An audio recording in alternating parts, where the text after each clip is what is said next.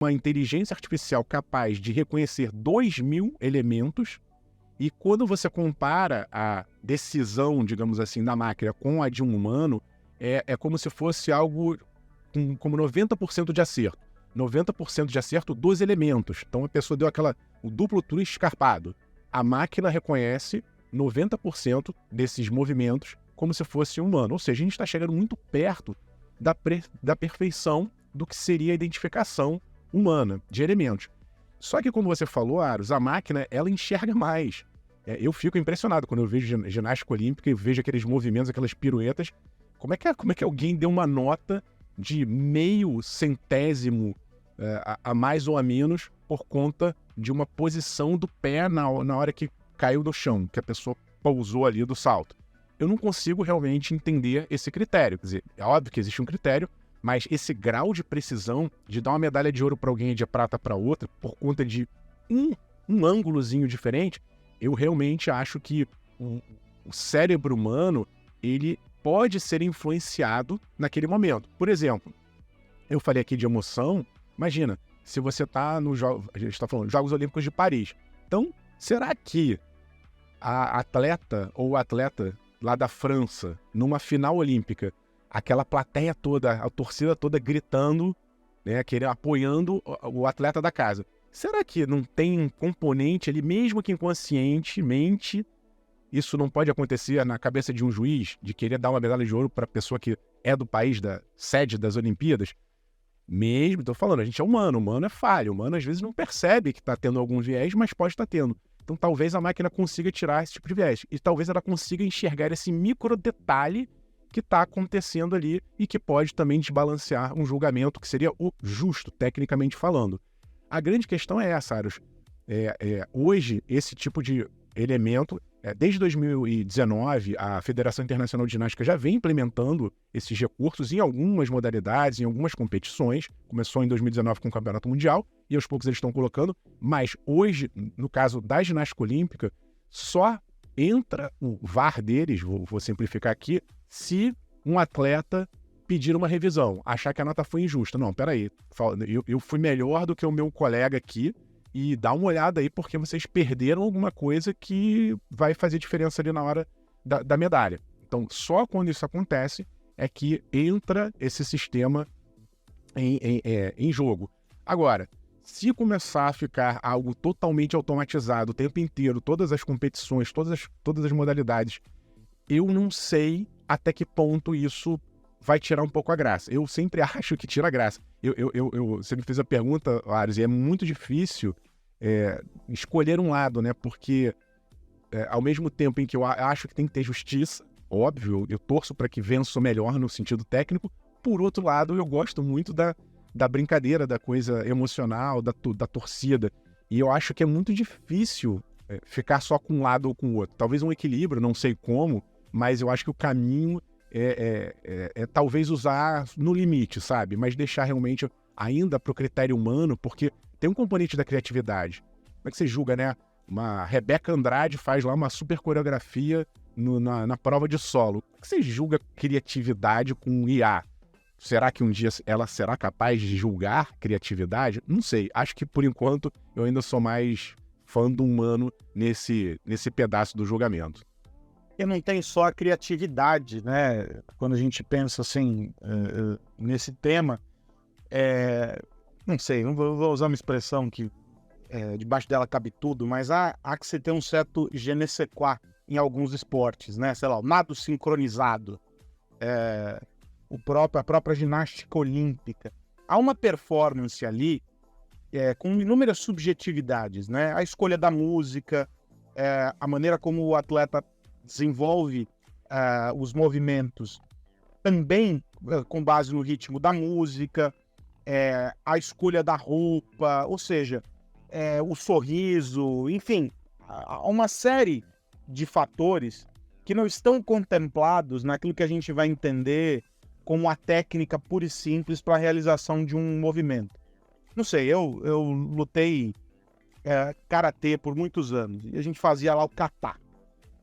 Ali havia uma precisão no movimento, a necessidade de uma firmeza para uma rotina que era desempenhada por sei lá quantos karatecas em cima do tatame. Não tinha belezas individuais ou um je ne sais quoi particular ali para cada um. Porque o que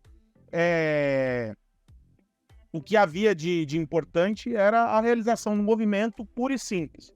É o contrário desses esportes, em que você tem esses outros fatores que não são contemplados por uma máquina.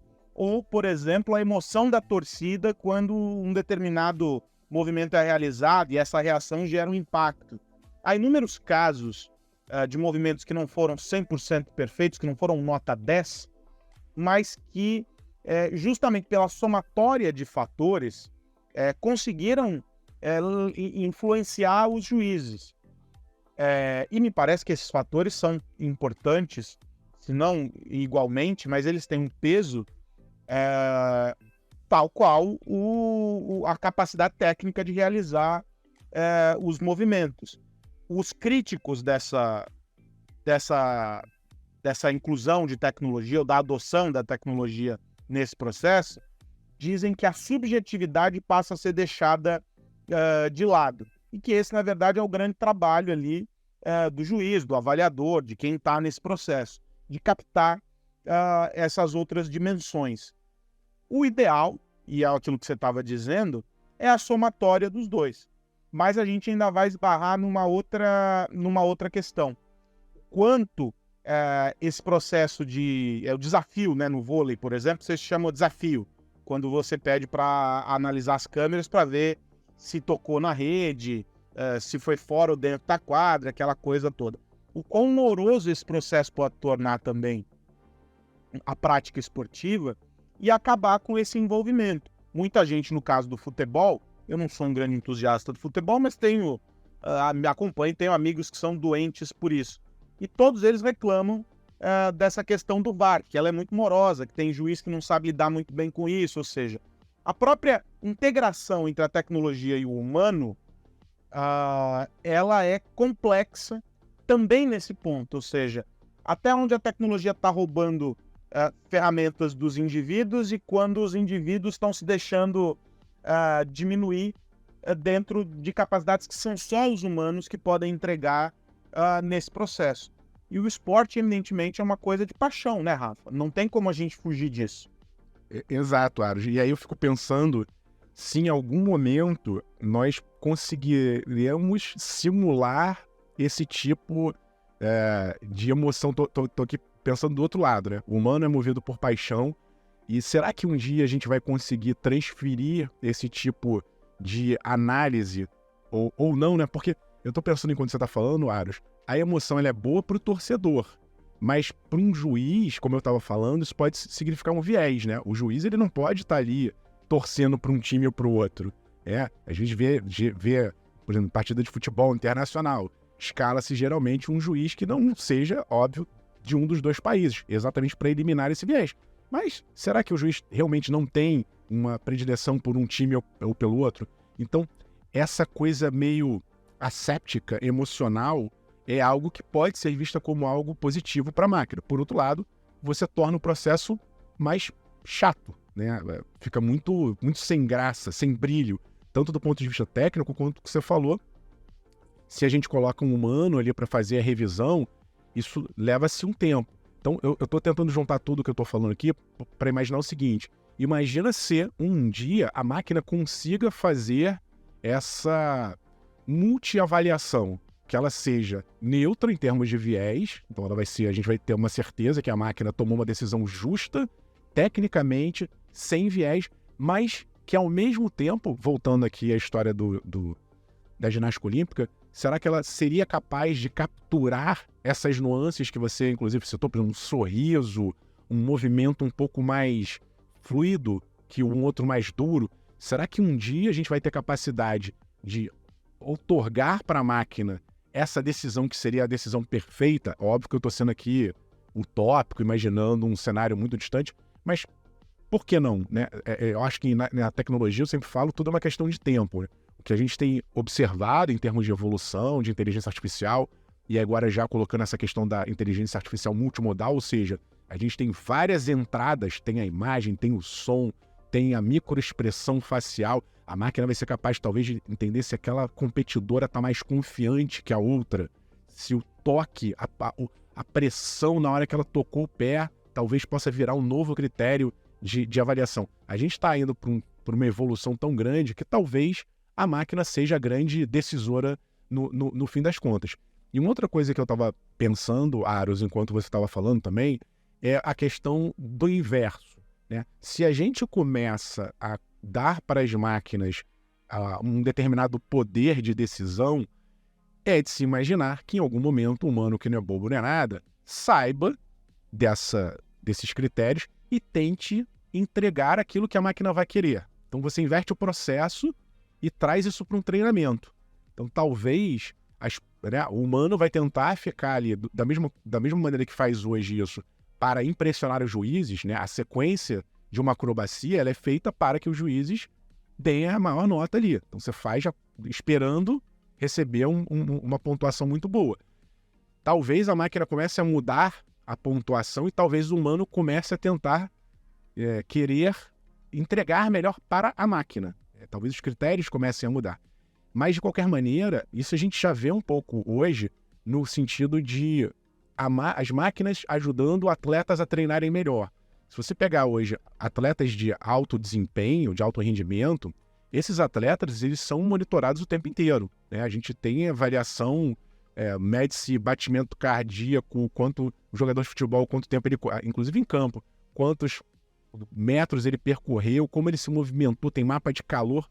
O técnico consegue hoje, um técnico de um time de basquete ou de futebol, de vôlei, consegue fazer uma análise do conjunto de dados que são capturados por essas máquinas e a partir dali pode-se traçar uma estratégia. Então eu fico imaginando se em algum momento também a gente não vai começar a ter, do ponto de vista do treinamento, uma ajuda da IA. Por exemplo, estava pensando aqui agora, será que um dia a gente não vai ter um chat GPT da coreografia da ginástica olímpica? Eu posso pedir para a máquina gerar, olha, baseado nos critérios X, Y, Z que os juízes vão me avaliar agora nas Olimpíadas de Paris, gere uma coreografia que seja a melhor possível e mais. Posso jogar para a máquina, pedir para a máquina treinar e analisar as sequências dos meus competidores e dizer assim, olha, gera uma sequência melhor do que o meu competidor aqui, porque eu vou para as Olimpíadas e eu quero ganhar essa medalha de ouro a todo custo. Então, eu acho que vai ter também, né, um acesso cada vez maior do ponto de vista tecnológico dos treinadores. São tecnologias que hoje ainda são caras, mas que vão, né, no fim das contas, a tendência é sempre de se baratear esse tipo de tecnologia.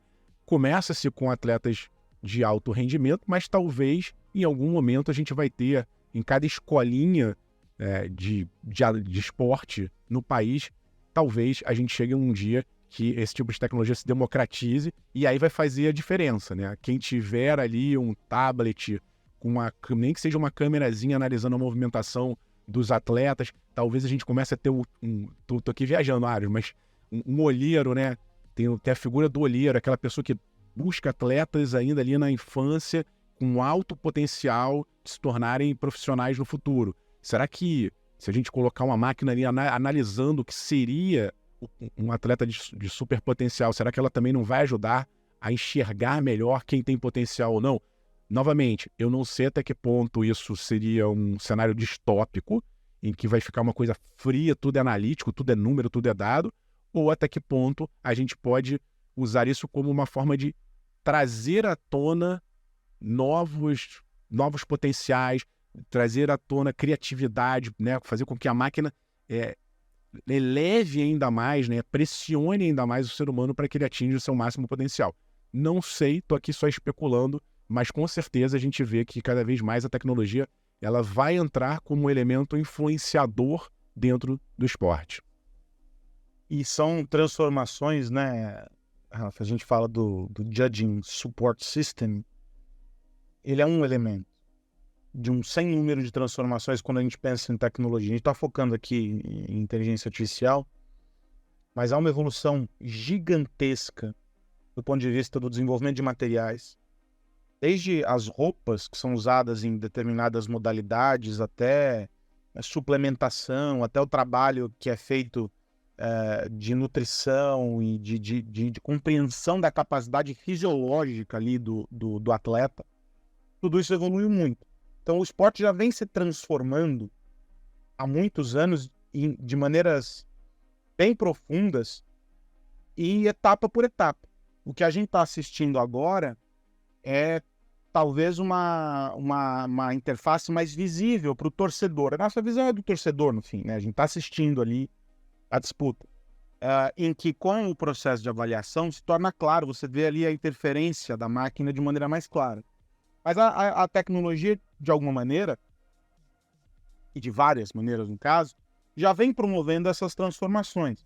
A gente tem acompanhado, por exemplo, a medicina de precisão. E no caso dos atletas, isso se aplica no limite do limite do limite.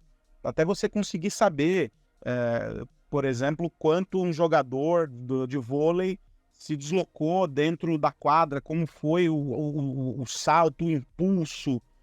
O futebol a mesma coisa, ou seja, tudo é possível de ser medido. Tudo é possível de ser analisado. E aí são outros modelos de IA aplicados para ajudar os treinadores, para ajudar os atletas, preparadores físicos. Ou seja, essa é uma transformação muito profunda. E aí talvez agora, e aí eu concordo com tudo que você falou agora por último, sobre esse processo, a gente esteja encontrando talvez não o ápice, porque é difícil dizer o que virá a seguir, mas até aqui um momento bastante desafiador de adaptação e de adequação. Mas que são transformações que já vêm acontecendo. E se a gente sai do mundo do esporte e traz isso para a nossa realidade, nós estamos aqui, por exemplo, eu estou em São Paulo, a prefeitura instalando semáforos que têm a capacidade, por meio de uma série de inputs, também com base em inteligência artificial, de definir autonomamente o tempo que vão permanecer fechados ou abertos, com base num cálculo que o próprio equipamento faz sobre congestionamento. Isso não é muito diferente do que ter ali alguém avaliando no lugar do juiz, porque quem faria isso naturalmente seria o Marronzinho, seria o agente da CET.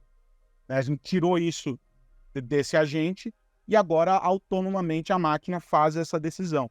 Ou seja, é um processo que também vai ser carregado de aprendizados por parte desses profissionais, por parte dos motoristas e por todo mundo. Então essas transformações silenciosas, elas vêm acontecendo. O grande ponto é como no todo nós vamos ser capazes de absorver tudo isso e fazer com que seja algo construtivo e não destrutivo. O grande risco sempre é o de implodir coisas que estavam dando certo até aqui. Acho que esse é o único grande temor, pelo menos é o que eu consigo observar daqui. Momento Data Insights, apresentado por InterSystems.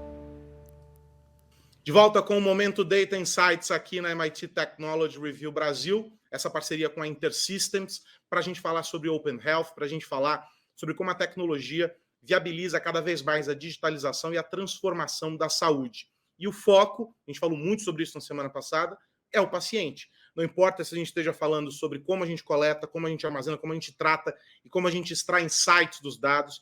Não importa se a gente está falando sobre toda uma cadeia de fornecimento que 90% dela não teve contato com o paciente. Não importa. No fim, tudo é para customizar essa experiência e para melhorar a rotina do paciente. E aí tem duas letrinhas, I e A, que entram em qualquer contexto das nossas vidas hoje. Vamos falar de inteligência artificial. Deixa eu trazer de volta o João Alvarenga, diretor executivo de TI e Digital do Grupo Fleury, e o Marcos Simão, que é Sales Manager da InterSystems Brasil. Quero saber de vocês um pouco sobre inteligência artificial. E eu vou começar com o Marcos agora, esse nosso papo. O que vocês já estão olhando há bastante tempo aí na InterSystems e conectando para os clientes de vocês no que diz respeito à inteligência artificial? E aí eu vou vou incluir aqui nessa pergunta de inteligência artificial uma especificidade. IA generativa é um mundo. Tem muitos desafios, mas também tem muitas oportunidades. E eu tenho a sensação, Marcos, e aí você me corrija, de que há muitos anos atrás, quando falava sobre contratar a solução de tecnologia, tinha-se ainda a visão de que era como se estivesse no supermercado, você pegava na prateleira um produto, colocava embaixo do braço, voltava lá para a empresa, apertava um botão, ela saía funcionando e está tudo resolvido. Não é mais assim. Quer dizer, nunca foi, na verdade, mas tinha essa visão. Hoje, a gente está falando cada vez mais sobre solução e não produto de tecnologia. Uma solução que vocês, InterSystems, desenvolvem, que vocês pilotam, que vocês testam, retestam, desmontam, voltam e tal. E há esse mundo completamente dinâmico. O que tem de desafio, o que tem de oportunidade? Para onde vocês estão olhando? Me fala. Olha, veja bem, Carlos, IA é uma coisa que... um conceito novo, né? Hoje todo mundo só se fala de IA, inteligência artificial. Mas IA é a ponta do iceberg de um mundo enorme que tem por trás, né, cara? A IA, ela não toma consciência sozinha, como num filme de James Cameron, né? A gente lembra lá do Exterminador do Futuro, que a IA toma consciência e passa a pensar sozinha. Não, isso não vai acontecer.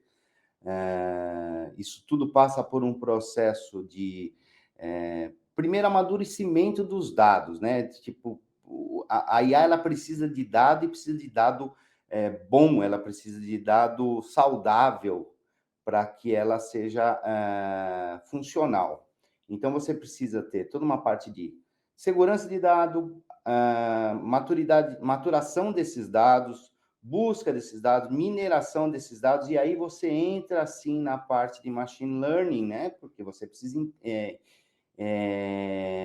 ensinar a máquina a ler e tirar proveito desses dados, né? Então, assim, e tudo passa por uma experiência humana. O humano, ele tem que falar para você, olha, se você somar 2 mais 2, você vai ter o resultado 4, se tiver um resultado diferente disso, não funciona. E é assim que funciona com medicina diagnóstica, é assim, você precisa começar a trazer dados saudáveis, dados já depurados, dados já limpos e com valor, para que a IA te forneça resultados com valor, para que a IA te forneça resultados limpos.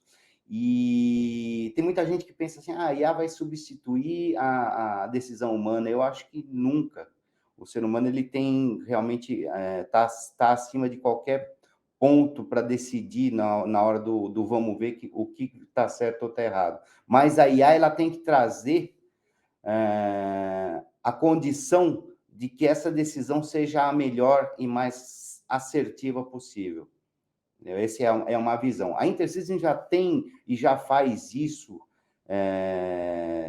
de uma forma muito simples, muito clara. A gente tem aí, eu cito exemplos, a gente consegue fazer, através de um motor de NLP, estruturar dado não estruturado, ou seja, pegar laudo, ou pegar processo, ou pegar sentença jurídica e estruturar isso e trazer para o mundo de que você possa tomar decisão sobre isso.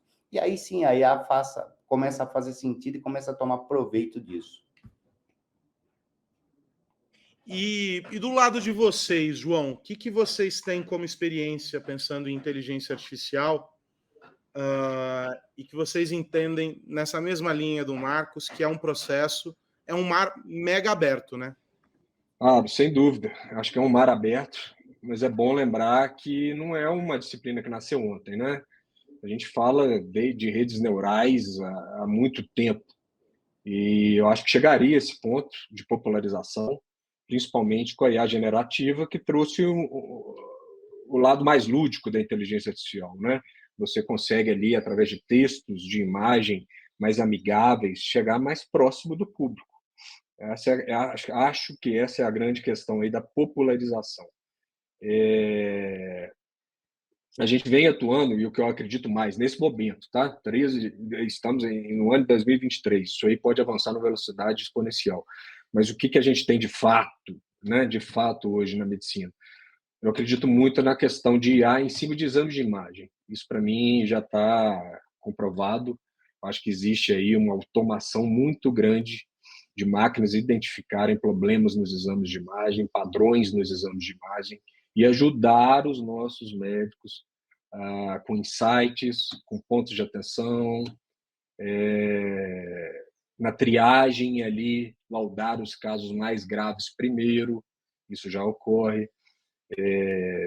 Temos cases no grupo aí de AVC hemorrágico, AVC não hemorrágico, a imagem já identifica e já manda um alerta se for hemorrágico, porque o tratamento se inicia de uma forma mais rápida, né, que é o stroke.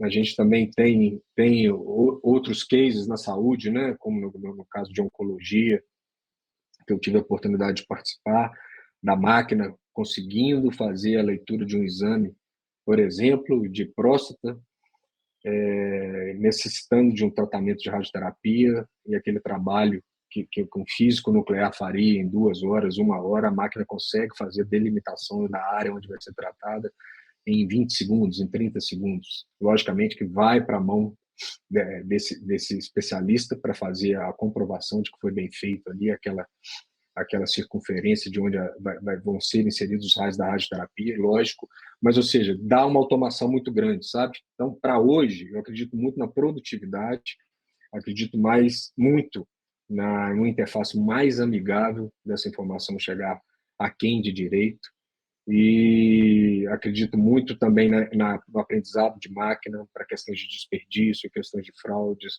questão de medicina personalizada, que a gente já falou. Mas, então, sem dúvida nenhuma, o terreno é muito fértil. Eu acho que vai depender muito aí do apetite, vai depender muito de como vão ser os próximos passos para que isso progrida ainda mais e que essa automação, além da automação, a gente tenha mais insights produtivos para que no final do dia a gente chegue num tratamento mais personalizado, mais precoce, com a maior chance de cura. Bom, eu acho que aqui a gente poderia desmembrar essa conversa e passar mais uns 3 dias falando só sobre inteligência artificial, citando cases, apontando as soluções que vêm sendo desenvolvidas. E isso é muito bacana, porque à medida em que a gente vai testando, a gente vai descobrindo o que serve e o que não serve. Eu acho que esse também é um exercício das áreas de tecnologia dentro das empresas, em qualquer setor, na saúde, e não importa.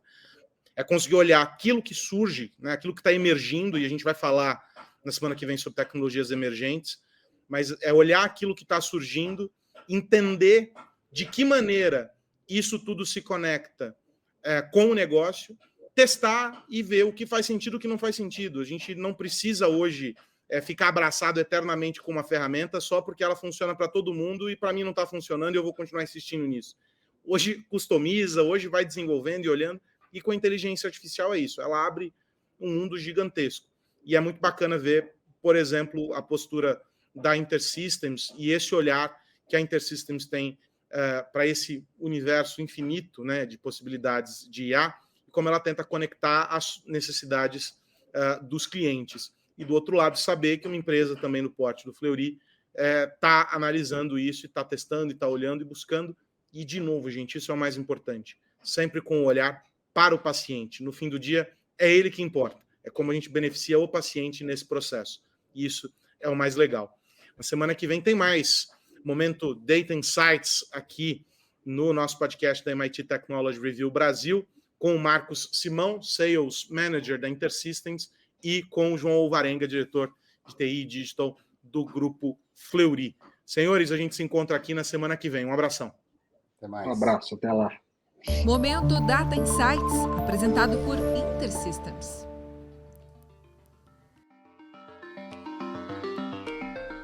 O que mais você precisa saber? Vamos virar a chave, Rafa? Bora! Então, nesta semana, o que você está observando? Eu estou de olho numa mudança extremamente impactante, pelo menos eu imagino que vai ser, para a Apple. E, mais uma vez, imposições da União Europeia. A gente lembra que, ano passado, a Apple já tinha anunciado o novo iPhone, o 15, com porta USB. Isso não foi por uma opção, por uma escolha da empresa, isso foi porque a União Europeia disse o seguinte: olha, acabou a bagunça de cabo de tudo quanto é tipo. Aqui na União Europeia, quem quiser produzir e vender equipamento eletrônico tem que usar porta USB, para não gerar lixo eletrônico. O que a Apple fez? adequou-se à nova legislação. E agora, novamente, vem uma adequação, porque a União Europeia está com uma série de novas leis digitais, sobretudo de práticas, evitar, né, práticas anticompetitivas, e a União Europeia determinou que a Apple, e outras plataformas, obviamente, mas no caso aqui eu estou falando porque a Apple já começou a fazer a mudança, a permitir a venda dos aplicativos fora da sua loja. Então hoje, se você quiser, até agora, baixar um aplicativo, comprar um joguinho ou qualquer outro elemento de produtividade dentro da App Store, você tem que fazer isso por dentro do iPhone e por dentro da loja. O que acontece? Esse monopólio da transação faz com que a empresa cobre, no caso a Apple, entre 15% e 30% de comissão. Então é assim que a Apple ganha dinheiro. O Google também vale a mesma coisa, né? Se você usa Android e vai lá na lojinha do Google, tem obviamente aplicativo que de graça, mas se você for comprar algum aplicativo, essa empresa que produziu, desenvolveu esse aplicativo vai pagar uma comissão para o Google. E aí o que aconteceu? Isso vale há muitos anos, só que as empresas começaram a reclamar, a dizer que essa taxa é muito alta, e agora a União Europeia disse, olha, aqui na União Europeia acabou esse monopólio, esse controle. Você pode continuar vendendo o aplicativo e cobrando comissão dentro da tua loja, mas você vai ter que permitir com que essa venda seja feita, vou dar aqui um exemplo, no site de uma empresa. Então você é desenvolvedor de um joguinho, você anuncia lá o joguinho no teu site, a pessoa vai lá, compra, e a Apple, ela cobra uma taxa, só que bem menor, e vai permitir a instalação do jogo, mas você comprou isso fora da loja. Parece uma bobeira, mas se a gente for pensar, Aros, em termos de dinheiro, a Apple, em 2022, que é o último número que eu tenho aqui, faturou $1 trilhão só com essas comissões dentro desse ecossistema de aplicativos. Então, óbvio que a gente está falando aqui de algo regional, é a União Europeia, não se compara ao resto do mundo, a gente não sabe o impacto financeiro disso, não vai ser tão grande quanto no resto do mundo, porque é limitado, mas já é um começo. E a gente sabe, Aros, que a União Europeia tem sido a grande... ela quem tem determinado ou mostrado o caminho para o mundo em termos de regulação, seja a nossa LGPD aqui, inspirada na GDPR da União Europeia, e em outras ações a União Europeia vem se mostrando muito no sentido de proteção de consumidores, no sentido de tentar melhorar a competição no mercado, e talvez, essa é uma expectativa, essa medida vale exclusivamente para os países da União Europeia, mas a gente sabe que, historicamente, a Europa tem influenciado o resto do mundo. A exemplo aqui do Brasil, a nossa LGPD seguiu muitos parâmetros da GDPR, lá da União Europeia, então existe a expectativa de que, quem sabe, talvez essa decisão ela acabe impactando outros países. No momento, é um mercado ainda pequeno, talvez financeiramente não seja algo que vá fazer, né, não vá criar tanto prejuízo para a Apple em termos de receita, mas, como eu disse, se essa ideia se espalhar pelo resto do mundo, aí sim a coisa pode se complicar, porque $1 trilhão é dinheiro pra caramba, e qualquer variação nesse sentido de receita de comissão vai, obviamente, gerar impacto nas contas da Apple. E esse foi um modelo que, não só para a Apple, né, mas para quase todas as Big Techs, funcionou e funcionou bem. E quando houve, no caso das fabricantes de hardware, quando houve redução, algum tipo de oscilação nas vendas desses dispositivos, o que salvou foi essa venda de software, né? E que tem um peso preponderante nos relatórios. Aí eu me lembro de alguns anos atrás, a Apple a cada trimestre divulgando relatórios, e o que salvava mesmo era a App Store. Então, evidentemente, para eles essa é uma questão muito mais do que uma disputa, é uma questão de honra, é uma necessidade financeira que esse modelo não seja implodido pelos reguladores, né? Exatamente. Pô, Rafa, agora estou acompanhando essa novela envolvendo as imagens falsas criadas com base em IA, ou criadas por IA, da Taylor Swift. né? A gente tem uma crescente dessas imagens nas últimas semanas. E essas falsificações que colocam a Taylor Swift em situações bizarras se projetaram, sobretudo, no X. E a plataforma bloqueou no campo lá da busca as expressões Taylor Swift ou Taylor Swift AI. Só que, óbvio, os usuários encontraram uma maneira de hackear esse bloqueio e, mudando a ordem das palavras ou adicionando termos, ainda conseguem acessar o objeto da pesquisa, e essas imagens elas continuam aparecendo lá naquela aba de mídia do X. Também houve registros disso no caso da Meta. O Threads, que é uma cópia do Twitter ou do X, também entrega esses resultados, teve que criar filtros e bloquear, e o Instagram a mesma coisa. E isso vai ser observado em quase todas as plataformas, uma vez que a disseminação desses conteúdos se dá em múltiplas plataformas com uma entrega bem ampla. A questão aqui é menos a Taylor Swift e as plataformas em si, e muito mais o caminho que as plataformas encontram para brecar essas imagens criadas por inteligência artificial, que tem como objetivo colocar a pessoa representada em uma condição absolutamente vexatória, de uma exposição ou de uma sexualização ou qualquer coisa do gênero. É uma ampla discussão.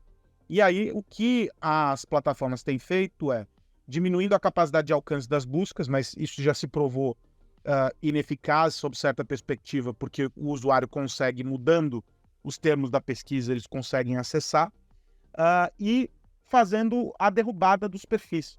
Mas não se tem um avanço além disso, ou seja, não há uma colaboração, eventualmente, para identificar qual é a origem, qual o primeiro post feito com base naquele conteúdo, ou contendo aquele tipo de conteúdo, para tentar mitigar essa disseminação, ou seja, mostrando que o que é crime precisa ser combatido como crime. E se a gente traz isso para o nosso contexto aqui no Brasil, é muito preocupante, porque a gente está chegando no período eleitoral em que, sabidamente, essas representações digitais elas acabam ganhando corpo, com o objetivo de atacar um e outro, ou descredibilizar um ou outro, e isso é bastante problemático. As plataformas não têm conseguido oferecer respostas claras. O regulador está patinando ainda nesse aspecto. Aqui no Brasil, a gente tem um projeto de lei, se não me engano, de autoria do senador Rodrigo Pacheco, que é o projeto de lei, iniciou a tramitação no ano passado, com base em algumas referências internacionais, mas um modelo bastante pé no chão e etc., que carece ainda de complementos, mas que é uma proposta para regular tudo isso. E, de todo modo, a cobrança, mesmo que um texto como esse entre em vigor, é justamente para que se tenha ferramentas para que as empresas consigam, na hora em que são acionadas, mitigar a evolução, o avanço e a disseminação desse tipo de conteúdo. Veja, a Taylor Swift é uma figura de alcance internacional. Pessoas do mundo todo vão procurar o nome dela. Ou porque querem um conteúdo relacionado a ela, ou porque estão procurando as sacanagens que estão envolvendo o nome dela e a imagem dela, e que aí são crimes. As plataformas precisam, portanto, ter modelos para isso. Simplesmente fazer como o X fez, que é, olha, vamos priorizar a segurança e reconhecer que temporariamente não vai ser possível de buscar o nome dela, não é uma solução, porque isso vai ser feito de outro modo. Então, talvez aqui a gente tenha esbarrado no X da questão, com o perdão do trocadilho. As plataformas precisam trabalhar de maneira interligada para o combate a esses modelos. Criar processos. A gente já falou sobre marca d'água, a gente já falou sobre um sem número de coisas, mas me parece que ao fim e ao cabo se trata do combate ao crime. Da mesma maneira que a gente vai buscar, quando identificar a pedofilia, a gente vai buscar quem está compartilhando aquele conteúdo e vai até o limite para encontrar quem estava produzindo. Nesse caso aqui é a mesma coisa. A diferença é que a origem é alguém que foi lá e, com base em um prompt, desenvolveu um vídeo ou uma foto ou qualquer coisa do gênero com a imagem de alguém indevidamente. As plataformas não estão conseguindo responder. O caso da Taylor Swift já ganhou até as manchetes no Wall Street Journal, ganhou destaque em vários jornais aí ao longo dos últimos dias, e todo mundo faz essa pergunta. Tá, e aí? Legal. Você tira a possibilidade de pesquisa na busca, e o que mais? Então, a pergunta aqui é, e aí? O que mais? X, Meta, TikTok e por aí vai. O que mais as plataformas são capazes de fazer para reduzir o alcance desses conteúdos? Porque, vejam, a Taylor Swift é alguém amplamente conhecido. Ela é reconhecida mundialmente, fãs, os tais Swifts, né, que são, para mim, é uma marca de carne, depois eu descobri que também era o termo usado para os fãs dela, para denominar os fãs dela. Então, ela é alguém absolutamente conhecido, mas ela não é exclusivamente o alvo disso. Pessoas também anônimas são alvos desses mesmos instrumentos, desses mesmos criminosos. É preciso combater isso de maneira estruturada. Eu tenho a sensação de que as plataformas não estão sabendo como lidar. Ah, é algo novo. Mas foi desenvolvido também, em parte, por elas. De modo que você precisa ter uma vacina, de alguma maneira, mais eficaz do que essas que estão sendo apresentadas até agora. É, no mínimo, preocupante, Rafa. E vou te dizer, acho que não é nem tão novo assim. É novo assim, tá ficando mais sofisticado, né? Mas a gente vem já falando há muito tempo de deepfake, desde 2016, 2017, já tem muita gente fazendo algo nesse sentido. De vez em quando, como você falou, óbvio, Taylor Swift, que é a grande estrela do momento, isso chama mais atenção. Mas não é algo que tenha surgido agora, em 2024. Muito pelo contrário, tem uma indústria crescente, e isso se espalha por outros tipos de fake news. Para dar um exemplo nacional, nosso colega Pedro Bial, há pouco tempo, foi hackeado, fizeram uma montagem com ele para vender um produto falso, e o tempo da resposta da justiça, de se remover esse tipo de conteúdo, é altamente moroso em relação ao impacto negativo que isso traz para a imagem de uma pessoa. Então, sim, é preciso que a gente encontre formas tecnológicas, formas de ação, sobretudo, eu acho, aí eu concordo contigo, dessas grandes plataformas, porque, no fim das contas, isso acaba passando por alguma big tech dessas que fica ali como gatekeeper, como controladora desse acesso de conteúdo, e é preciso que se faça mais. Não dá para ficar imaginando que em algum momento, algum lugar lá na frente, alguém vai resolver esse problema. Concordo contigo, talvez uma aliança, uma associação, seja lá o que for, de combate a esse tipo de desinformação seja preciso mais do que nunca. Rafa, por hoje é só. Eu agradeço a você, agradeço também ao SAS, líder em Analytics, nosso parceiro aqui na MIT Technology Review Brasil e que apresenta este podcast. Semana que vem tem mais, Rafa. Um abraço, Aros, a todos que nos ouvem. Se você curtiu esse tema, se você quer saber mais, deixe seu comentário nas nossas redes sociais para que a gente mantenha sempre o contato. Até semana que vem. Um abraço para você que nos acompanha e faço a forte recomendação para ficar ligado no MIT Technology Review Brasil. A gente se encontra aqui na semana que vem. Tchau, tchau. Você ouviu o podcast MIT Technology Review Brasil, apresentado por Tech Institute.